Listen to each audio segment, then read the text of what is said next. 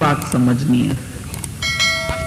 कई बार हमारे सत्संग से लोग ये बात उठा लेते हैं, यहाँ पर तो किसी चीज की मना नहीं है, तो वो ज्यादा ही जाके विषयों में, माया में, भोगों में गिरते हैं। पर यहाँ पर जो हम लोगों के पास बात चलती है, उसमें गुरु हमको सप्रेस भी नहीं करना सिखाता है, पर ऐसा भी नहीं बोलता है कि जाकर के तुम माया में गिरो या विषय विकारों में गिरो। उसके लिए तुम्हारे पास ज्ञान होना चाहिए। ज्ञान की रोशनी तुम्हारे हाथ में है तो तुम कहीं पर भी रास्ते में गिरेंगे नहीं, धक्के नहीं खाएंगे। और अगर रोशनी नहीं है तो जरूर तुम कहीं ना कहीं गिर जाएंगे।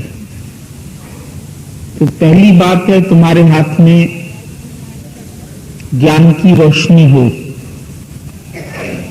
हर चीज तुम्हारी स्टेज बाय स्टेज छूटती जाती है। पहले जब आते हैं सत्संग में तो हमारा मन बहुत विकारों से भरा हुआ है, बहुत चाहनाएं हैं, इच्छाएं हैं। और फिर जैसे जैसे गुरु का ज्ञान अंदर जाता है और समझ में आता है कि सत्य क्या है, असत्य क्या है, क्या दुखदाई है, क्या सुखदाई है, और अपने एक्सपीरियंसेस को भी जानते हैं कि अब तक हम माया के अधीन होके रहे, इच्छाओं के अधीन होके रहे, तो हमको उसमें क्या मिला।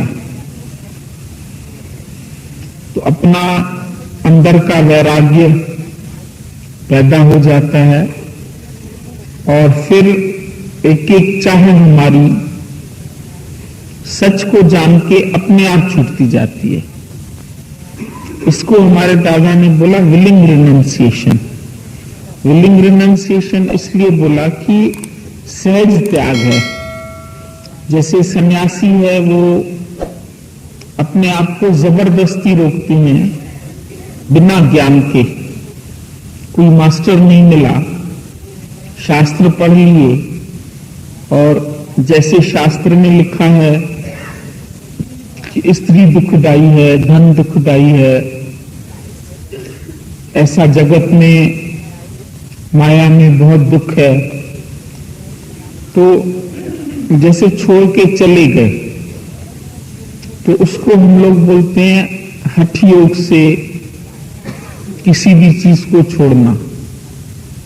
जब हम हठ योग से छोड़ते हैं तो वो इच्छा हमारे अंदर में दबी रह जाती है और कभी न कभी वो प्रकट हो जाती है और हम उस इच्छा के अधीन होकर के अपने सत्य मार्ग से गिर जाते हैं, जबरदस्ती रोकने से। जैसे विश्वामित्र की बात अक्सर ही हम लोग सुनते हैं कि विश्वामित्र जो थे वो कैसे इच्छा के अधीन हो गए जब खाली एक स्त्री ने उसको स्पर्श किया। इसका मतलब ये हुआ कि उसके अंदर से वासना नहीं गई थी, तभी स्त्री को स्पर्श करने से उसके अंदर की वासना फिर से जागृत हो गई।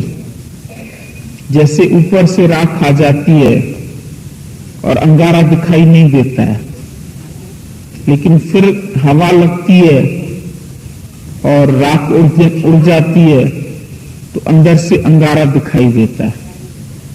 तो जो हमारे अंदर भी दबी हुई इच्छाएं होती है, वो कारण आने पर ऐसे तो हम बोलते हैं कि नहीं नहीं हमको कोई इच्छा नहीं है, लेकिन कोई ऐसा कारण आता है तो उस समय हमारे अंदर की जो इच्छा है वो उत्पन्न हो जाती है। जैसे एक आदमी ने बोला हमारी जो बिल्ली है वो चूहा नहीं खाती है, तो दूसरे व्यक्ति ने सोचा कि बिल्ली और चूहा नहीं खाए, ऐसा कैसे हो सकता है? बिल्ली के सामने चूहा आता है तो बिल्ली जरूर खा लेगी। तो उसने देखा कि जहां पर उसकी बिल्ली बैठी रहती है उसके ऊपर बहुत बड़ा बल्ब जल रहा है, बहुत रोशनी, मरकरी लाइट लगी हुई है। तो ऐसे लगता है जैसे एकदम तेज रोशनी है। और तुम सबको मालूम है बिल्ली को तेज रोशनी में कुछ दिखाई नहीं देता है। तो क्या किया उसने, दोस्त ने एक चूहा अपने जेब में रख लिया पकड़ के, और उधर जाके उसने उस लाइट को ऑफ कर दिया। ऑफ करने के बाद उसने उसके सामने चूहा फेंका तो जल्दी से बिल्ली ने झपट्टा मार के उसको खा लिया। तो ये क्या हुआ कि जैसे बिल्ली के अंदर चूहे का भाव है ही, केवल ऊपर से लाइट जल रही है, इस वजह से उसकी आंखें चुंधिया जाती है तो देख नहीं पाती है। तो हम समझते हैं कि हमारी बिल्ली विष्णु है, कुछ खाती नहीं है। तो जब तक गुरु का ऊपर से ऐसे प्रकाश है ज्ञान का, तो हमको लगता है हमारा मन जो चूहा अब नहीं खाता है, अब माया में नहीं जाता है, क्योंकि हम ऐसे सत्संग के दायरे में पूरा समय बैठे हैं। पर कभी इत्तेफाक से ऐसी जगह भी जाना हो तो उस वक्त भी हम अपने मन को देखें। समझो हम अभी तो साथ संगत में बैठे हैं, गुरु के साथ बैठे हैं, तो हमारे ऊपर गुरु का प्रभाव पड़ता है। लेकिन फिर कभी मायावी लोगों के साथ बैठे या उनके साथ कहीं जाएं तो हम अपने अंदर को जांच लें कि क्या अभी भी हमारे अंदर इच्छा पैदा होती है, या हम उसको सप्रेस करके बैठे हैं, जबरदस्ती इच्छा को दबा के बैठे हैं। भले ही शुरू में गुरु हमको जब ज्ञान देता है तो ये भी बोलता है कि पहले अपने मन को रोको भी, क्योंकि रोकने से तुम्हारे अंदर रोकने की शक्ति बढ़ेगी। और रोको कैसे? वैराग्य से, ज्ञान सहित। तुम्हारा जो वैराग्य हो वो ज्ञान सहित हो। एक वैराग्य ज्ञान रहित है और एक ज्ञान वैराग्य सहित है। तो जो वैराग्य सहित हमारे अंदर ज्ञान है तो वो ज्ञान हमारे पास सही ज्ञान है। उसके बाद तो ऐसी स्थिति आ जाती है कि 100 छोई मारन छाल तो भी लाहुती रहेंगे। ब्रह्मज्ञानी के आगे 1000 स्त्रियां आ जाएं तो भी उसका मन किसी चीज में अटकता नहीं है। ऐसे हमको कई लोग बताते हैं, कई लिख के भी देते हैं कि पास से लड़की गुजर गई तो ध्यान गया, या कोई जवान लड़कियां हैं, नौजवान, तो वो बोलती हैं कि कभी अगर हमको स्पर्श हो जाता है पुरुष का या कोई अच्छा लड़का दिखाई देता है तो हमारे अंदर में कामना उत्पन्न होती है।